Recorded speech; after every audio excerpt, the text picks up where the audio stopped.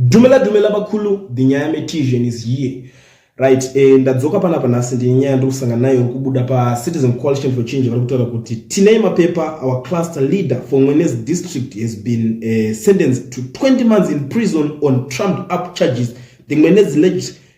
magistrate court falsely convicted him of public violence, alleging he organized a meeting last year in preparation for the August election. Despite his innocence,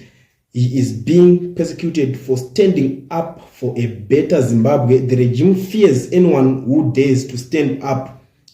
for what is right. His imprisonment is merely an intimidation tactic aimed at making Mwenezi a no-go zone for the opposition. Our legal team will appeal the ruling at the High Court as he is innocent. We will continue fighting for a better Zimbabwe until real change comes to our country. Domnya irikubuda panapa pa bepa Citizen Coalition for Change arikunzi ayo mukoma nawo arikunzi Mwenezi arikunzi akakonzeresa akamutaka akapeshedzera vanhu is like amene kuti akaita mheswa mukono saka ndokubvapuwa 20 months ari mukati nekudoko izvozvo 20 months ari mukati tikada kudziweka tinga tichiti gore rine 12 months anditi unotari plus 8 saka gore ne 8 months akavharirwa ari mukati nenyaya ngirikini nenge ichiitika iyoyo ameno kuti chii chinenge chida kutraya kuitwa ipapo because chinhu kunetsera Zimbabwe ndekuti vanhu vari kuluta mazi list auditor general list yamwanyotseona chazvezvo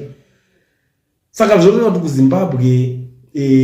vanhu vanoba vana basa havatyise it's like too small vanenge vachizonzi vachareforma I don't know but anonzi arida kutraya kuda kunogadzirisa kuti vachi raise voices vabatsire voices evanhu kuti ayo ngatitaure about this thing ngatiende ngati organize something or a demonstration demonstrate a peaceful demonstration ndo vanogara vabatwa iwo panongobatwa ari kusumudza musoro then vamwe vese vanosara anenge amagwara anenge keyboard warrior vakungoita noise kumatwitter nekumachinchi ndo zvimwe zvezvinhu zvandiri kuongorora ndikaona kuti ndo zvinhu zvinowanzoitika